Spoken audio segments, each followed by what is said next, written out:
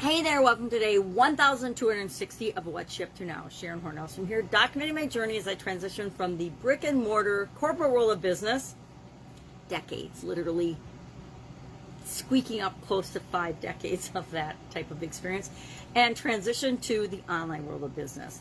In 2017, after my divorce, I had the opportunity to divest myself of all my businesses with the ex and decide what I wanted to do with my life. I could have gone back to corporate America, but that wasn't very appealing at 50.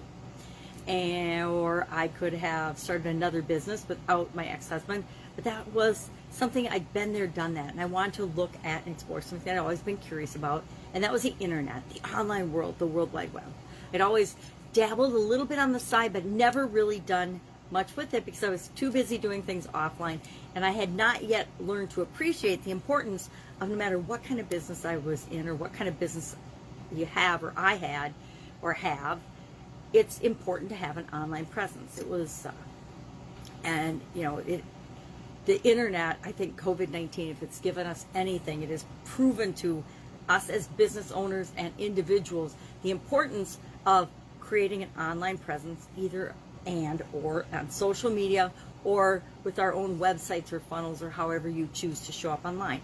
But it makes it critical that people can find us, understand us, get to know about us, and in order to do business with us, in order that we can continue to provide for ourselves no matter what's happening in the world around us, because we can't control that. We really don't have the ability to control things around us, things that happen outside of us, but we do have the ability to control our reaction, our response to it. And no matter what's going on in the world, you know, short of the internet going down and electricity and things falling apart totally, it allows us the ability to create value in the world. And money is an exchange of value. So if we want money, if we want resources to expend in other ways, we need to have ways to be able to do that. And the internet is an incredibly powerful way to do that, primarily because of the low barrier to entry. You know, people whine and complain about a couple $100s a month for a software program that will help them do a lot of different things online, or for an email program, for any other thing. Yet they'll have $1,000 phone that they're walking around with, that if they realized, you know, they can turn that phone into an absolute, you know, multi-billion-dollar business. All you need is a cell phone and a voice and a value and experience to offer to people, and you can make a very nice living, much nicer than you could working for anyone else, using just your cell phone. So I'm going to say our excuses, because we all make excuses and we all have different excuses or beliefs or reasons for not doing things. Not becoming a mover and shaker. Our idiom for today was mover and shaker. Doing leadership idioms for the rest of the month of July, and today's was movers and shakers, which is one I love it. I love it. Just has energy behind it. The idiom, the expression itself is just a fun idiom. It kind of reminds me of kids' rattles or shakers or shaking things up. Or remember, what was that arm exercise thing that was a shaker? Anyway, I don't know why I'm getting off track, but that was our idiom today. And we can choose to just go with the flow of what's going on around us, or we can choose to be the leader and the influencer and the movers and shakers of our industry, of our business, of our life. And we don't have to be the mover and shaker of our industry, but we want to be one of the top ones, or especially with respect to our business and our special way of approaching that business.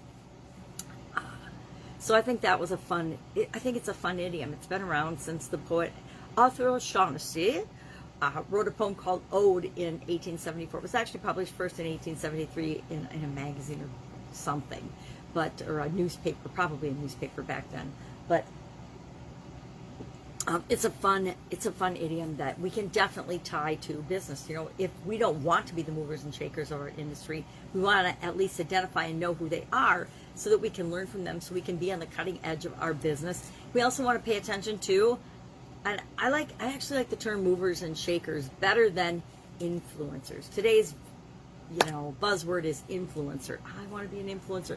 Who are the influencers in your industry? Well, heck, who are the movers and shakers in your industry? Who are the people that are really doing and making a difference? Who are the go-getters? Who are the people that are changing the world because they're at the leading edge of your industry or another industry. Because guess what? We can learn so many things from other industries. A lot of times there becomes this mentality, if you're in a certain field or certain industry, that you know it all with respect to that industry. Only people in your industry know how to do things or what to do. And that is one of the biggest lies that people, as they rise up in the ranks of different industries, tell, because they make you believe that there's secrets that only apply to your industry. And there's secrets in every industry, but there definitely aren't secrets that apply only to your industry. There's a whole lot of cross-pollinating and a whole lot of cross-training and a whole lot of learning that we can acquire and wisdom we can get by learning from other industries. I think that's one of the things I've loved best about my experience in my career and my past, is that I have been involved in a lot of different industries and a lot of different businesses. And so it's allowed me to see business and things and the world and my life from many different points of view and perspective. And I think that allows me to make better choices for myself and help other people to see different ways of looking at things that can help them make the best choices for them as well. Our annual challenge today, our All About You 365-day challenge, to do one thing every day that centers us, which the title of this book, this metal printing was not very good, it's obviously wearing off, was a two-part one about knowledge and wisdom. Knowledge involves adding things to our life. Wisdom involves subtracting things from our life. And the older I get, the more I realize how true that is. We talked today about the things that we want to subtract from our life, or the things that I think it's wise to subtract from my life. And that's all I can do is share what my experience is. And I said things like negative beliefs, limiting beliefs, negative emotions like doubt, worry, fear, anger, judgment, prejudice, hate. What else did I put? Fear, fear, uncertainty, lack, scarcity, all the things that we don't want to feel. I say we're wise to minimize or get rid of those feelings. Are we going to never feel them again? Absolutely not. We're all going to get angry sometimes, right? We're all going to get jealous sometimes. We're all going to pass judgment sometimes. But if we are more consciously aware of when we're experiencing those negative emotions, we are more in control and much wiser, and we will make much wiser choices and reactions. Get Up and Go Challenge, August 1st. It's already getting to be the middle of July, so pretty soon I'm going to start getting fidgety. I need to find time that I can carve out. And this week, my granddaughter's only going to be with me Monday and Tuesday, today and tomorrow. And then I'll have the rest of the week to really focus on the next free 30-day Get Up and Go Challenge. It'll be on the Get Up and Go Facebook page, of course. And we have a private group by the same name, Get Up and Go Challenge, where we can actually share as a more protected group our thoughts, our feelings, our homework, ask questions, get our questions answered, get some good coaching from myself and from other people that are in the challenge. But I need to, this is our 8th 30-day free challenge, and so I want to make sure that I go back over the previous 7 and pull out the bits and pieces that work really, really well, so that I'm only including the really good, juicy stuff in this free challenge. And it isn't that everything in the previous challenges hasn't been good, but every time I do it, I think it gets better and better and better. It's called continuous improvement, one of my core beliefs. So we'll be doing that in August. I need to really decide just on the framework and the format and some things I want to do with it, some little things that we do to make it a little more fun and engaging. I have to change my covers on my social media. I have to change the dates and things. I probably want to update the graphics on it. I think 2021 feels different than 2020 did. 2020 just felt like oh my God, I got to keep moving. I have to know what to do. At least that's how it felt to me. 2021 has felt like we're gaining momentum again. We're getting moving. We're rolling. Things are going back to normal. Thank goodness.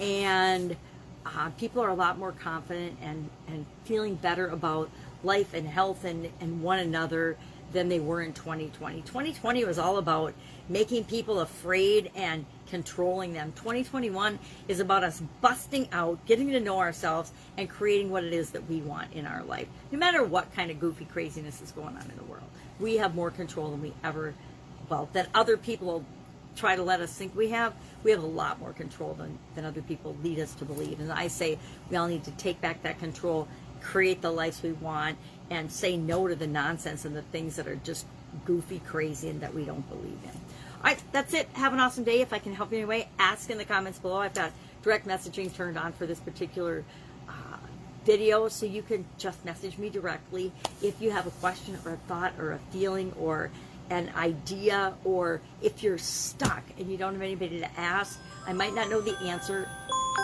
I hate that when my alarms go off. I might not know the answer, but I guarantee I can help hook you up with the person or the resource or the thing to get you moving on your next step. I guarantee you don't have to be stuck, and you won't be stuck anymore if you ask someone. And I want to be that someone if you don't have another resource. Go out, make it an amazing day. I will be back tomorrow to fill you in on what I'm doing now, what's working, what's not, the good, the bad, the ugly, and some of the other details of what's coming up. Have an amazing day. I'll see you tomorrow.